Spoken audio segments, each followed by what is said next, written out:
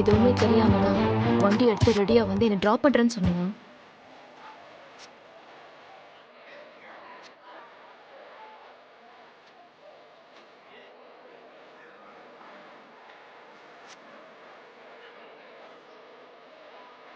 நீங்கள் கிளம்புனதுக்கு அப்புறமா தான் ஏதோ முக்கியமான விஷயம் பேசணுன்னு அண்ணாச்சி ஃபோன் பண்ணி வர சொன்னார். என்னை நம்புங்க. நீங்க நம்புற மாதிரியா எல்லாம் பண்ணி வச்சிருக்கேன். சரிங்க, அண்ணாச்சி பார்க்குறாரு.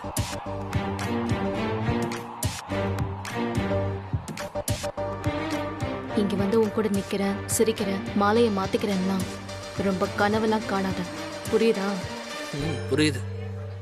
ம்? நிஜமாவே புரியுதுங்க. என் ஆஃபீஸ்ல வேலை பார்க்குறவங்க, ஆஃபீஸ் கிளைண்ட்ஸ்னு எல்லாருமே இருக்காங்க. அப்புறம் அண்ணாச்சி மனசு வருத்தப்படக்கூடாது. அதுக்காக தான் இங்க நின்றுட்டு இருக்கேன். ஏம்மா, ஆ? அந்த மோதிரத்தை கொடுங்க. ஆ? மோதிரம்.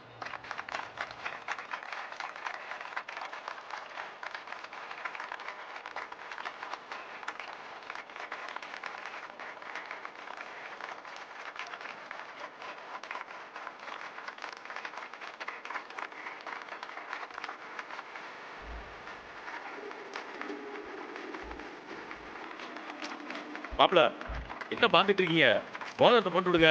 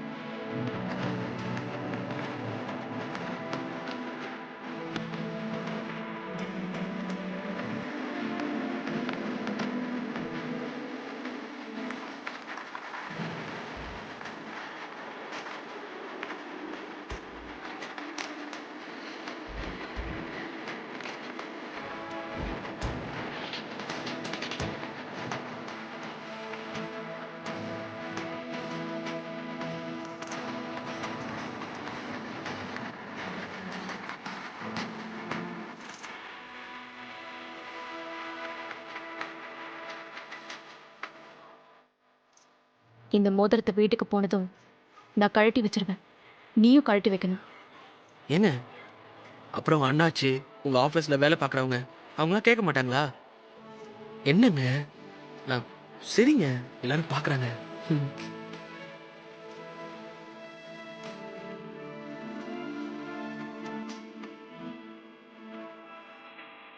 இதுதான் சாக்குன்னு ஓவர் அட்வான்டேஜ் எடுத்துக்காத. அவ்வளவுதான் சொல்லுவேன். ம்? தள்ளி நில்லு. ரஜினி, 2 பேர் போட்டோ எடுத்துக்கோமா? ம். சார் வாங்க மேலே போகலாம்.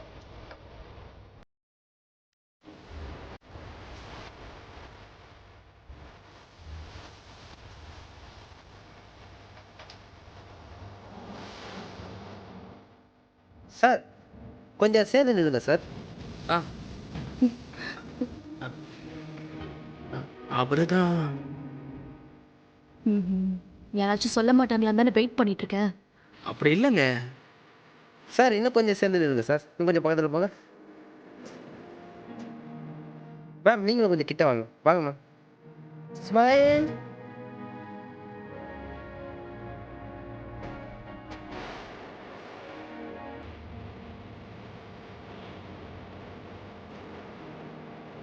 வெளியே வா, இருக்கு உனக்கு.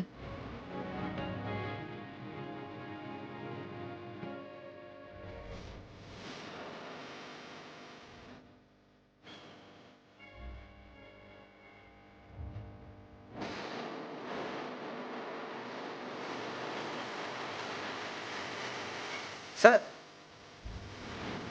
உங்கள் கையை மேடம் தோல் மேலே போடுங்க. போடுங்க சார். ஏங்க, அண்ணாச்சி, ஆஃபீஸ் ஸ்டாஃப்ஸ், கிளைண்ட்ஸ். சார் போடுங்க சார். ஆ ரெடியா சார்? ஏங்க ப்ளீஸ் ப்ளீஸ் கொஞ்சம் அட்ஜஸ்ட் பண்ணிக்கோங்க. ரெடி?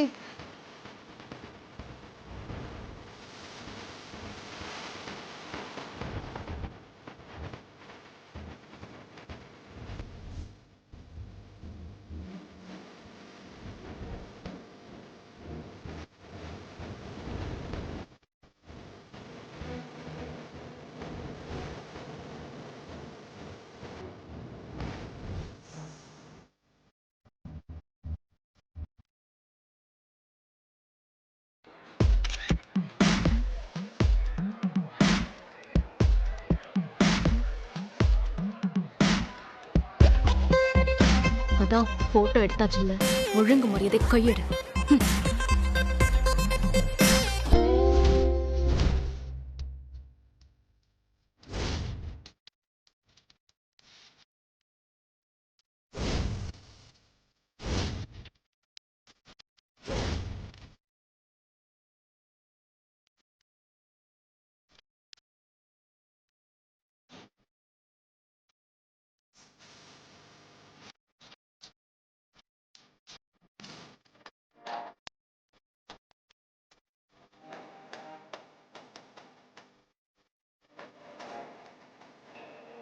மாப்பிள்ளை பொண்ணும் போட்டோ எடுத்து ரொம்ப கலந்து போயிட்டாங்கம்மா. கூல்ட்ரிங்க்ஸ் கொடு.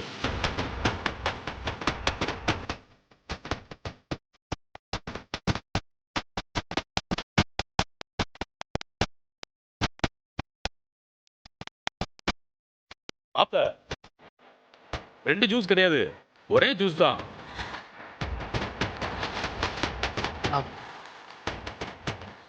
தேங்க்யூ.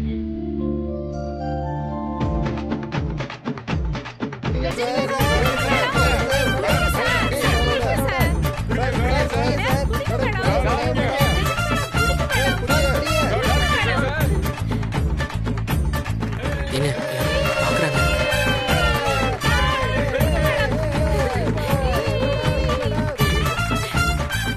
இங்க பாரு, நான் இதை குடிக்க மாட்டேன். ஃபுல்லா நீ தான் குடிக்கணும். சரி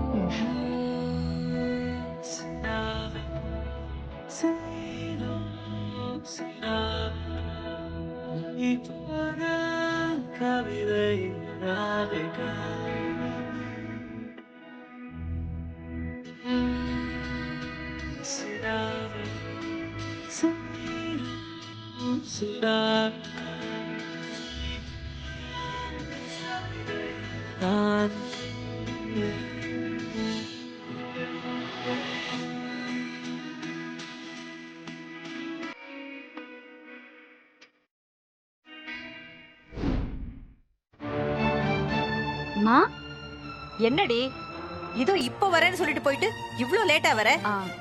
பேங்க்ல கொஞ்சம் லேட் ஆயிடுச்சுமா. கடை திறக்கிறதுக்கு எல்லாரும் ட்ரெஸ் எடுக்க போறோம்னு சொல்லிட்டு இருந்தேன்ல. ஆமால, நான் மறந்தே போயிட்டேன். வாங்க போலாம். அம்மா அம்மா எல்லாரும் இருங்க. என்னடா ஆச்சு? இங்க பாருங்க.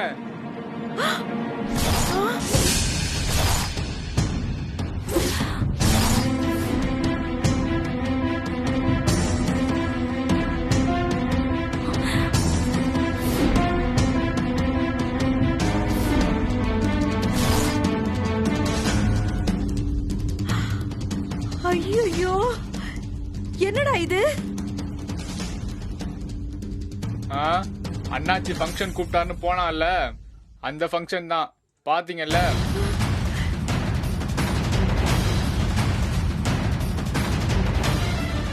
என்னமோ அந்த கல்யாணத்துல விருப்பமே இல்லாத மாதிரி எப்படி எல்லாம் சீனை போட்டா நம்ம கிட்ட. கொஞ்சம் கொஞ்சமா அவ யாருங்கிற உண்மை இப்பதான் வெளியே வருது. அவ கல்யாணம் தான் இத்தனை பேர் இருந்தும் யாரும் இல்லாத மாதிரி நடந்து போச்சு. ஆனா இப்போ இப்படி பொய் சொல்லிட்டு போயிருக்காளே, என்னடி இவ? அக்கா, ரஜினியை பத்தி உங்களுக்கு தெரியாதா? அவ பொய் சொல்ல மாட்டா. ஒருவேளை அவளுக்கே தெரியாம அண்ணாச்சி ஏற்பாடு பண்ணிருக்காரோ என்னமோ. அப்படி கூட இருக்கலாம். அத்தை, ரஜினி பொய் சொல்ல மாட்டா அத்தை. ஆமா ரஞ்சிதம், அவங்க சொல்ற மாதிரி இருக்கலாம்ல. ஆஹா, அதுக்கெல்லாம் வாய்ப்பே இல்ல. எல்லாமே அவ கிளியரா பிளான் பண்ணி தான் பண்றா. நம்ம தான் லூசு மாதிரி. ரஜினி பாவம், அவளுக்கு ஒண்ணுமே தெரியாது நம்பிட்டு இருக்கோம். எல்லாருக்கும் வணக்கம். என் வார்த்தைக்கு மதிப்பு கொடுத்து எல்லாரும் இந்த ஃபங்க்ஷனுக்கு வந்திருக்கீங்க. ஆனா அது என் மேல இருக்க மதிப்பு மட்டும் இல்ல, நம்ம ரஜினி மேல இருக்க மதிப்பு தான் எனக்கு நல்லாவே தெரியும். வேலையில ரஜினியோட புத்திசாலித்தனம், நேர்மை, சுறுசுறுப்பு இது எல்லாமே உங்களுக்கு நல்லாவே தெரியும். அவங்க என்ன கஷ்டத்துல இருந்தாலும் சிரிச்ச முகத்தோடவே நம்ம வேலையை முடிச்சு கொடுப்பாங்க.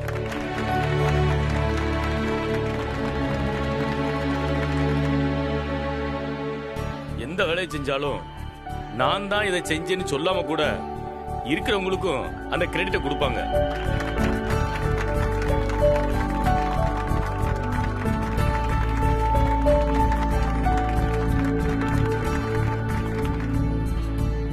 இந்த மாதிரி நம்ம எல்லாருக்கும் பிடிச்ச ரஜினிக்கு ஒருத்தரை பிடிச்சிருக்கு.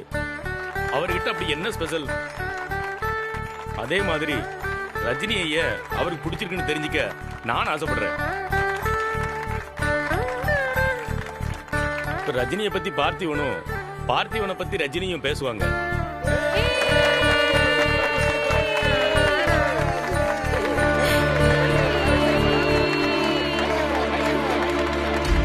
இந்தாங்க மேடம்.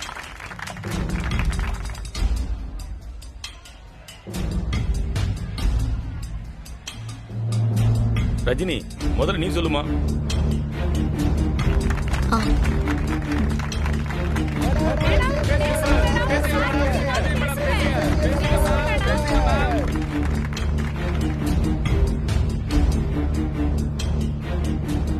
என் மேல கொலகாண்டில் இருக்கீங்கன்னு தெரியும். வீட்டில் வந்து 4 அடி வேணாலும் அடிச்சுக்கோங்க. இங்க கோவத்தை காட்டிடாதீங்க ப்ளீஸ். புரிஞ்சுக்கோங்க. எனக்காக சொல்லல, அண்ணாச்சி, ஆஃபீஸ் ஸ்டாஃப்ஸு, கிளைண்ட்ஸு, அதுக்கு தான்.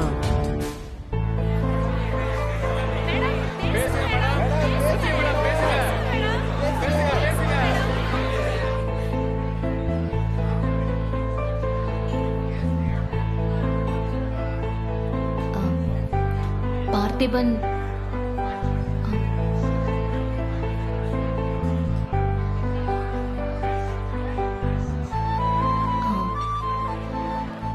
என் வாழ்க்கையோட ரொம்ப சிக்கலான நேரத்துல தான் என் வாழ்க்கைக்குள்ள வந்தான் பார்த்திபன்.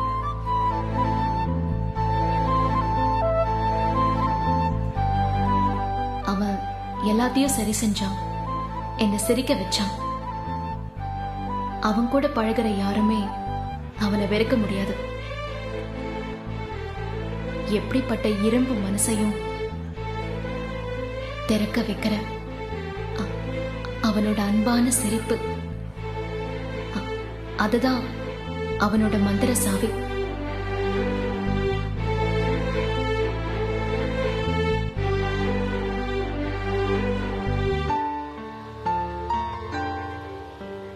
லைஃப் ரொம்ப சிக்கலானதுன்னு நினைச்சு நான் ரொம்ப ஸ்ட்ரெஸ் ஆகி எல்லாத்தையும் சரி பண்ணுவேன். ஆனா வாழ்க்கைங்கிறது வெறும் கணக்கு தான். கஷ்டமான ஸ்டெப்ஸ் வரும்போது அதுக்கான சொல்யூஷனும் அங்கேயே தான் இருக்கும்னு லைஃபை எனக்கு ஈஸியா பார்க்க கத்து கொடுத்தவன்.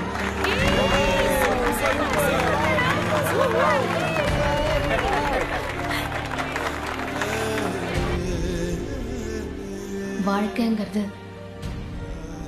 இந்த நொடி மட்டும்தான் சொல்லி கொடுத்தவன். ரொம்ப அப்செட்டா இருக்கும்போது நமக்குன்னு யார் இருக்கான்னு எல்லாருக்குமே சில சமயம் தோணும்ல. அப்படி எனக்கு தோணும் போதெல்லாம் நான் சாஞ்சுக்கு எனக்கு தோள் தந்தவன்.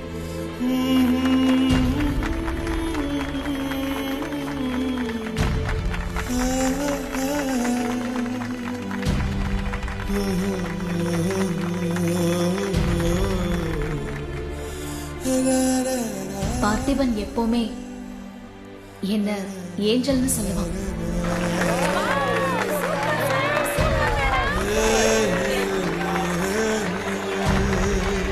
ஆனா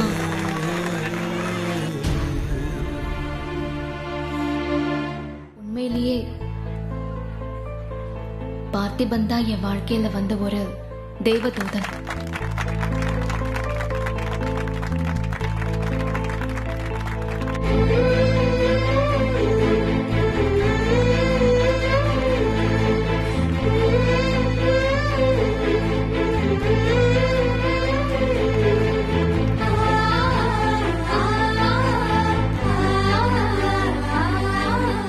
அவன் தான் எனக்கு ஏஞ்சல்.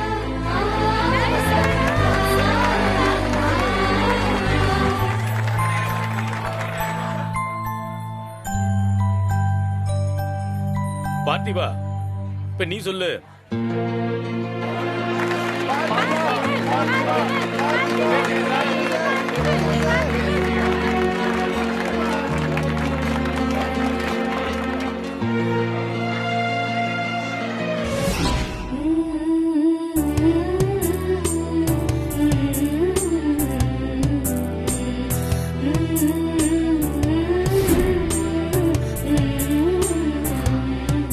ரொம்ப ஃபீல் ஆகாத.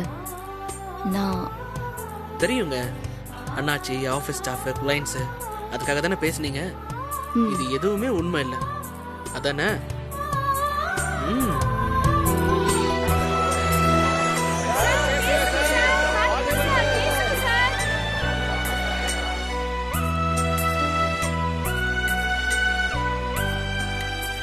ரஜினி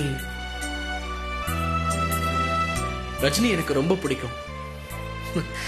அவங்க சொன்ன மாதிரி அவங்க தான் என்னோட ஏஞ்சல்.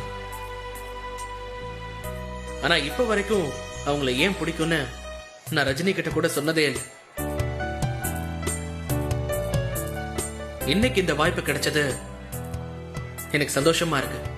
ரொம்ப தேங்க்ஸ் அண்ணாச்சி. ஒவ்வொரு குடும்பத்தோட சந்தோஷத்துக்கு பின்னாடியும் கண்ணுக்கு தெரியாம அந்த குடும்பத்துல யாரோ ஒருத்தரோட தியாகம் கண்டிப்பா இருக்கும்.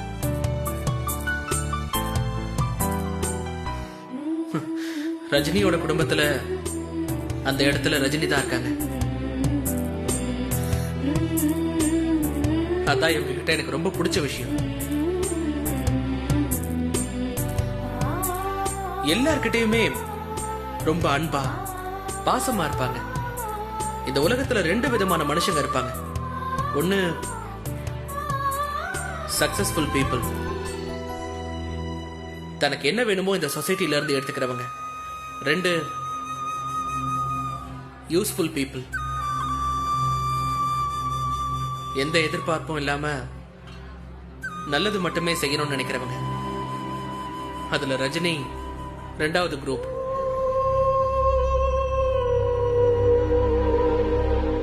எல்லாருக்கும் என்ன வேணும் என்ன வேணும் தேடி தேடி போய் பார்த்து செய்யறவங்க அவங்கள நிறுத்தி உங்களுக்கு என்ன வேணும் அப்படின்னு கேட்டா அவங்களுக்கு பதில் தெரியாது.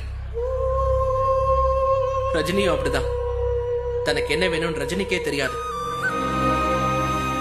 எல்லாரையும் சந்தோஷமா பாத்துக்கிற ரஜினிய நான் சந்தோஷமா பாத்துக்கணும்னு நினைச்சேன்.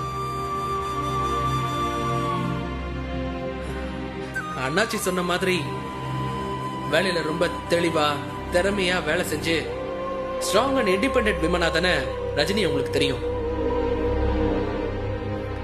அவங்க மனசுக்குள்ள குழந்தைத்தனமான ரஜினி இருக்கிறத யாரும் பார்த்தது இல்லையே. நான் பார்த்திருக்கேன்.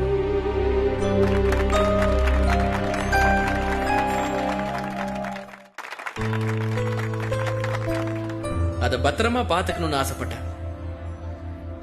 அதுக்காக தான் நான் இவங்களை கல்யாணம் பண்ணணும்னு நினைச்சேன். நான் பிடிச்ச கைய என்னானாலும் யாருக்காகவும் எதுக்காகவும் நான் விட மாட்டேன்.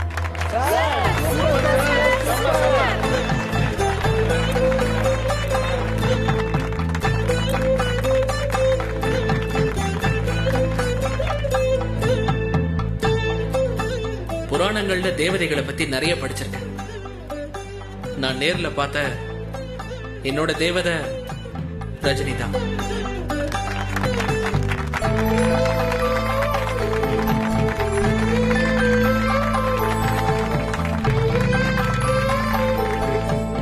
இந்த இடத்துல அவங்க கிட்ட ஒன்னு சொல்லிக்கணும்னு ஆசைப்படுறேன். I love you Rajini.